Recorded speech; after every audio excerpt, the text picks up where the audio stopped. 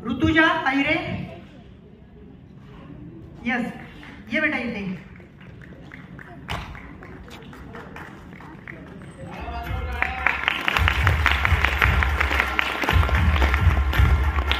तर सर्व पाहुण्यांनी यायचंय, पुढे यायचंय आणि या लेखीचं स्वागत करायचं आहे। आदर्श भीमकन्या पुरस्कार 2025, आदर्श भीमकन्या पुरस्कार 2025।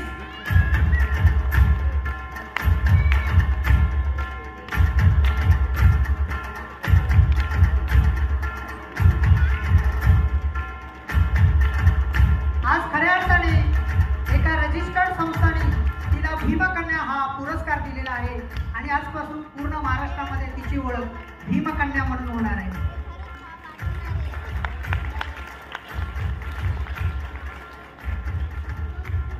एवढ्या लहान वयात तर हिने खूप मोठं नाव लौकिक मिळवलेलं आहे आणि तिच्या सन्मान पत्रामध्ये जे काही लिहिलं आहे ते आम्ही वाचून दाखवतो।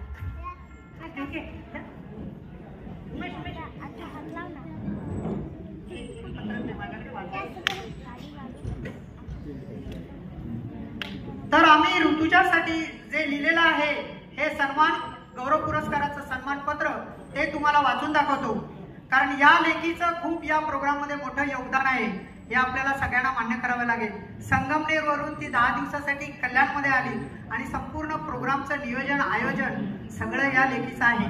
तर आम्हाला अत्यंत आनंद आणि अभिमान वाटतो की कुमारी ऋतुजा अहिरे आपण अवघ्या 20 वर्षाच्या अल्पवयात समाज कार्याच्या विविध क्षेत्रामध्ये अतुलनीय योगदान देत आहात। आपली जाणीव गरीब, वंचित, दलित, शोषित आणि अन्यायग्रस्त समाज घटकांच्या सेवेसाठी सदैव जागरूक राहते।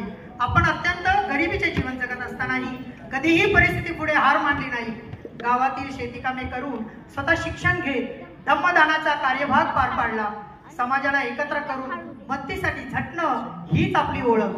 आपले समाजासाठी समर्पित विशेष कार्य। सोमनाथ सूर्यवंशी यांच्या घरच्यांनी जेव्हा शासकीय मदतीला नकार दिला तेव्हा समाजाला एकत्र करून लाख रुपये जमा करण्याची जबाबदारी या लेखीने पार पाडली। डीएमसीटी वृद्धाश्रमासाठी अरे दत्त जाधव बाबा आलेले आहेत, एक कार्यक्रम काल ते निपटवून इकडे आलेले आहेत। बाबांचं स्वागत करतो मी या ठिकाणी। तर या लेखीसाठी तुम्ही जोरात टाळ्यांच्या गजरात स्वागत करायचं आहे। तर सोमनाथ सूर्यवंशी यांच्या घरच्यांनी जेव्हा शासकीय मदतीला नकार दिला, तुम्हाला माहिती असेल खूप मोठं प्रकरण महाराष्ट्रामध्ये परभणीचं गाजलं, त्या प्रकरणामध्ये सोमनाथ सूर्यवंशीने सरकारची मदत नाकारली होती, तेव्हा समाजाला एकत्र करून लाख रुपये जमा करण्याची जबाबदारी या लेखीने पार पाडली। डीएमसीटी वृद्धाश्रमासाठी अँब्युलन्सची गरज भासली तेव्हा आपण चॅरिटी शो आयोजित करण्याचा निर्णय घेतला आणि तो यशस्वी करून सुद्धा दाखवला।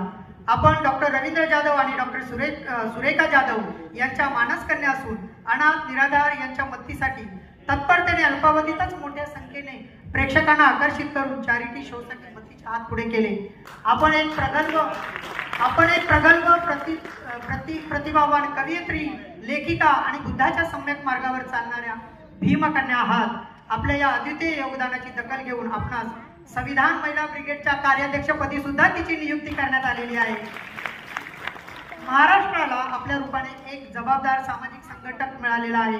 आज दिनांक 30 मार्च 2025 रोजी कल्याण येथे सन्माननीय मान्यवरांच्या हस्ते आदर्श भीमकन्या गौरव पुरस्कार 2025 देऊन आपला सन्मान करण्यात येत आहे। परत एकदा डोळ्याच्या टाळ्या वाजवा, कारण हे छोटंसं लेकरू उद्या या महाराष्ट्राला एक नवी दिशा देण्याचं काम करणार आहे। दुसरे आपले